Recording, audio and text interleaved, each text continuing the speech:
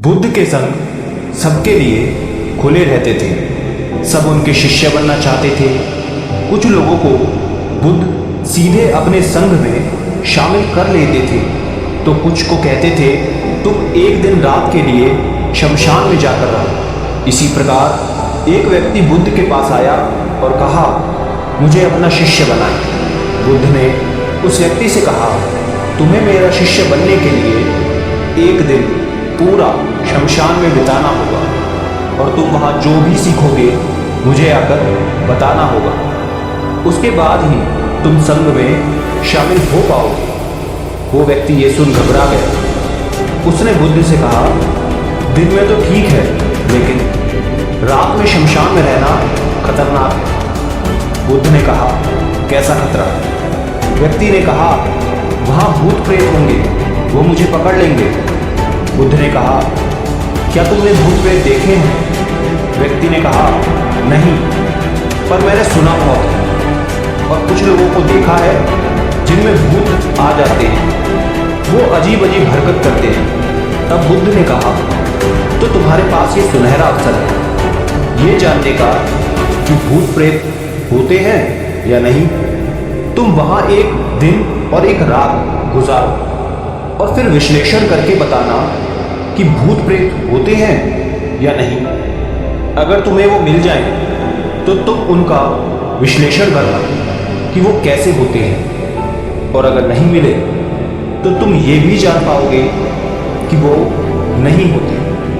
तुम घबराना मत, वहाँ जो भी घटना होगी तुम मुझे उसे आकर बताना। व्यक्ति ने कहा, ठीक है गुरुदेव, अगर आप चाहते हैं तो एक पूरा दिन और रात मैं शमशान में गुजार लूँगा।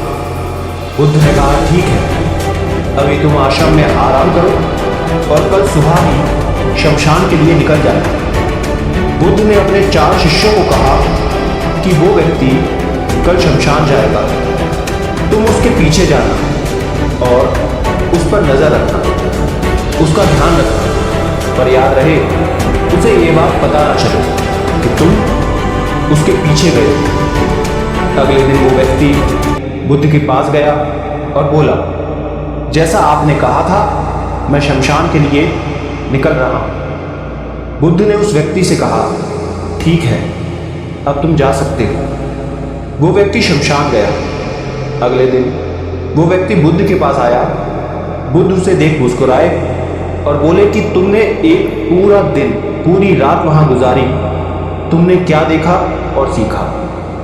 व्यक्ति ने कहा, मैं वहां सुबह सुबह गया। कुछ देर बाद मैंने देखा कि कुछ लोग एक अर्थी लेकर आ रहे हैं। कुछ लोग सामान्य थे तो कुछ लोग बेहद खुश थे। वो कह रहे थे कि उस व्यक्ति ने अच्छे कर्म किए हैं, ये बहुत किस्मत वाला है। उस बुजुर्ग के बेटे ने अपने पिता की चिता को अग्नि दी। वो कुछ देर वहां खड़ा रहा। उसके बाद एक एक करके सब लोग जाने लगे।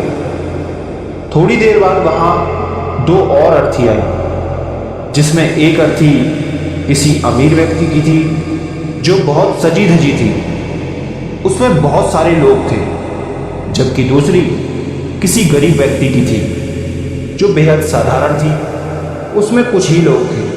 अमीर व्यक्ति की चिता चंदन की लकड़ी पर जलाई गई, जबकि गरीब व्यक्ति की साधारण लकड़ी से। पहले अमीर व्यक्ति की चिता को जलाया गया क्योंकि वो अमीर था, जबकि बाद में गरीब व्यक्ति की। थोड़ी देर बाद दोनों व्यक्ति की चिता को जला दिया गया।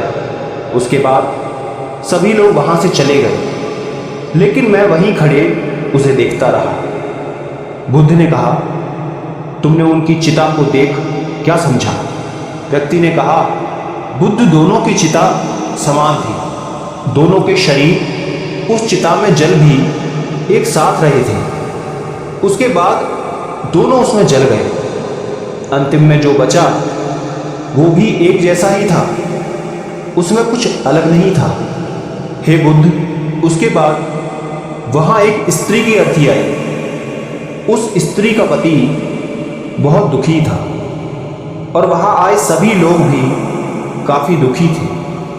वो सभी उसके पति को सांत्वना दे रहे थे।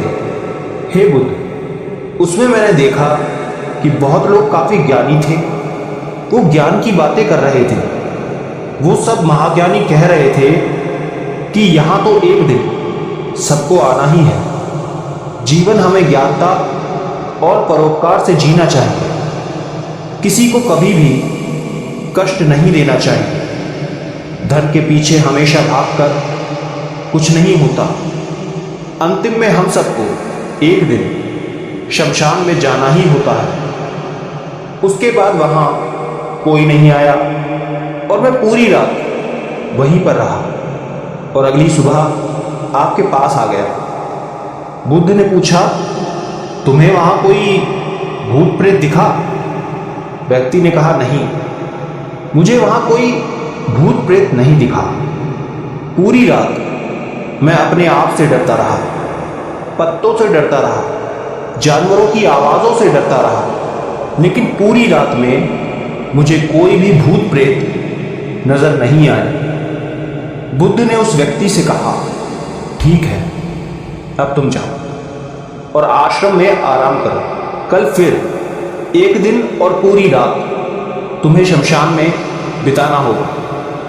वो व्यक्ति ये सुन बोला, आप कैसी बातें कर रहे हैं? आपके कहने पर आज मैं पूरा दिन पूरी रात वहां पर रुका।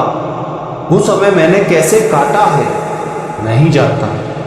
अब मैं दोबारा वहां नहीं जाऊंगा। बुद्ध ने कहा, देखो, जो खास चीज तुम्हें वहां जाकर मिलनी है वो तुम्हें अभी तक नहीं मिली है। तुम एक दिन और वहां रुको, एक रात और वहां रुको, तुम्हें वो अवश्य मिल जाएगी। व्यक्ति कहता है, ठीक है, मैं आपके कहने से एक बार और चला जाता हूं। ये कहकर वो व्यक्ति आश्रम में आराम करने लगा। अगले दिन वो व्यक्ति फिर बुद्ध का आशीर्वाद लेकर वहां से शमशान के लिए चला गया। एक पूरा दिन बिताकर वो अगले दिन फिर बुद्ध के पास आया। बुद्ध ने पूछा, तो तुम्हें वो चीज मिली? व्यक्ति ने कहा, हाँ, मुझे वो मिल गई। बुद्ध ने पूछा, तो बताओ, तुम्हें वहां क्या मिला? व्यक्ति ने कहा, मैंने देखा कि कुछ लोग शाम को मुझे अर्थी पर लेकर आ रहे हैं। मेरे पीछे कुछ 15-20 लोग चल रहे हैं और मुझे 4 कंधों पर उठा रखा है। मेरे पिता आगे आगे चल रहे हैं। कुछ लोग मेरे ऊपर फूल फेंक रहे हैं और मेरे कुछ रिश्तेदार मेरे पीछे चल रहे हैं। वो लोग बहुत दुखी हैं। मेरे पिता और भाई भी बहुत दुखी हैं। कुछ उन्हीं में से दुखी होने का नाटक कर रहे हैं, तो कुछ लोग मेरे पिता को सांत्वना दे रहे हैं। वहीं दूर खड़ा मेरा भाई बेहद दुखी है। कुछ लोग उसे सांत्वना देकर बोल रहे हैं कि तुम ही अब सबके इकलौते वारिस हो। तो कुछ लोग कह रहे हैं ये गलत हुआ। वो लड़का तो अभी जवान था, अभी तो उसने कुछ देखा भी नहीं था और उसके साथ ऐसी घटना हो गई। तभी मुझे अर्थी पर लिटा दिया गया और सारा क्रियाक्रम किया जाने लगा। मैं ये सब अर्थी पर लेटे देख रहा था। मैंने उस अर्थी से उठना चाहा, लेकिन मैं उठ नहीं सका। मैं सांस लेना चाहता था, लेकिन सांस नहीं ले पा रहा था, क्योंकि मेरे अंदर सांस नहीं थी। मैं अपने पिता को गले लगाना चाहता था, लेकिन मैं उठ नहीं सकता था। मैं अपने भाई को गले लगाना चाहता था, उसे कहना चाहता था कि तुम माता पिता का ध्यान रखना, लेकिन मैं बस लेटा देख रहा था, कुछ कर नहीं सकता था। उसके बाद मेरी चिता पर लकड़ियां सजाई जा रही थी। मेरा मुंह भी ढक दिया गया। मुझे अब उस चादर के पार कुछ नहीं दिखाई दे रहा। फिर उसके बाद मुझे गर्मी महसूस होने लगी। फिर मैंने देखा कि मुझे जलाया जा रहा है। मेरे हाथ पैर जलने लगे, मेरी हड्डियां, खाल सब जलने लगी। धीरे धीरे अग्नि और ज्यादा बढ़ गई थी।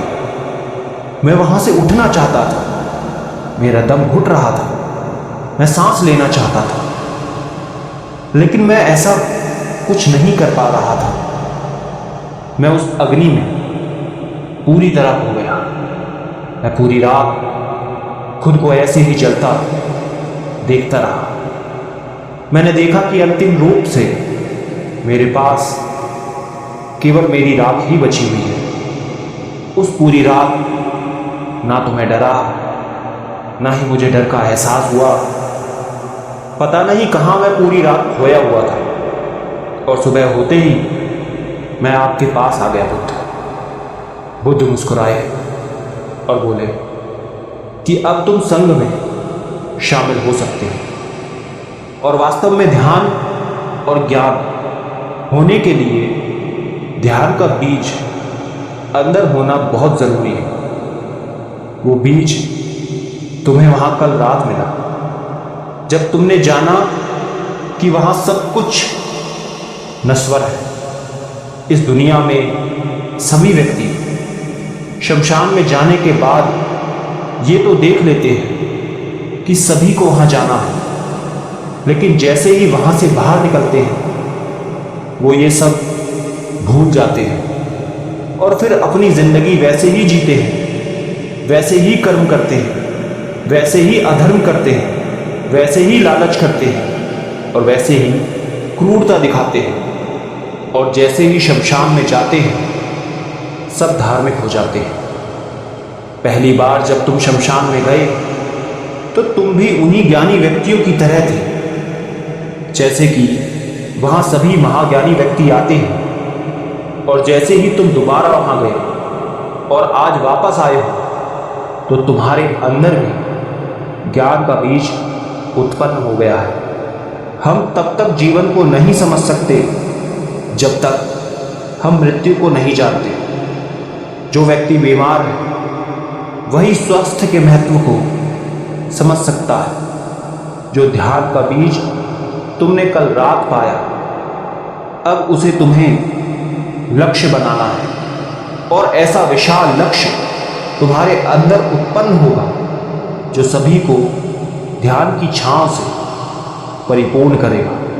दोस्तों, आपने क्या सीखा इस कहानी से कमेंट में लिखकर जरूर बताना। धन्यवाद।